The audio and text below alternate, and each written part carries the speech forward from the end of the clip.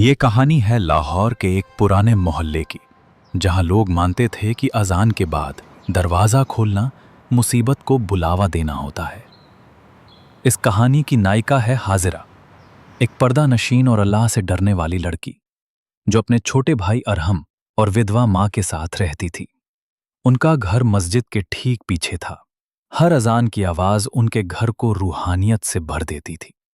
मगर एक रात मगरिब की अजान के तुरंत बाद हाजरा ने दरवाजे पर किसी के दस्तक देने की आवाज सुनी।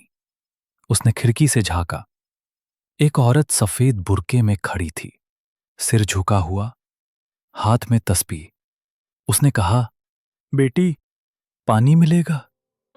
हाजरा दरवाजा खोलने ही वाली थी कि उसकी मां ने पीछे से डांटते हुए कहा, अजान के बाद दरवाजा मत खोलो, तुम्हें पता नहीं ये वक्त कैसा होता है। हाजरा ने दोबारा खिड़की से देखा। औरत वहां से गायब हो चुकी थी। अगली रात फिर वही हुआ। मगरिब की अजान खत्म होते ही वही दस्तक, वही औरत, वही आवाज, बेटी, पानी मिलेगा? इस बार हाजरा ने मां की बात अनसुनी कर दी और दरवाजा खोल दिया। जैसे ही दरवाजा खुला, एक ठंडी हवा का झोंका उसके अंदर घुसा और हाजरा बेहोश होकर गिर पड़ी। जब होश आया, वो अपने कमरे में थी, लेकिन उसके हाथ में वो तस्बीह थी जो उस औरत के हाथ में थी। मां ने बताया कि हाजरा 3 घंटे तक होश में नहीं आई थी और उसका बदन बर्फ जैसा ठंडा हो गया था। उस रात के बाद से हाजरा बदल गई।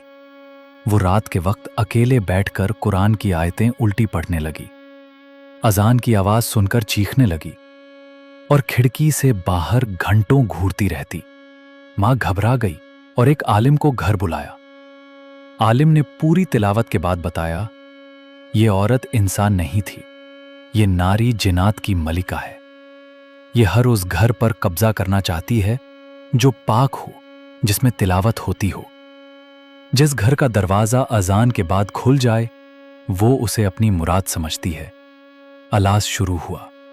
घर में 40 दिन तक कुरान की तिलावत हुई, दम किया गया।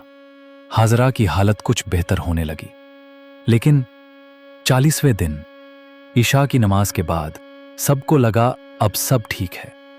मगर हाजरा ने चुपचाप दरवाजा खोला और देखा, वही औरत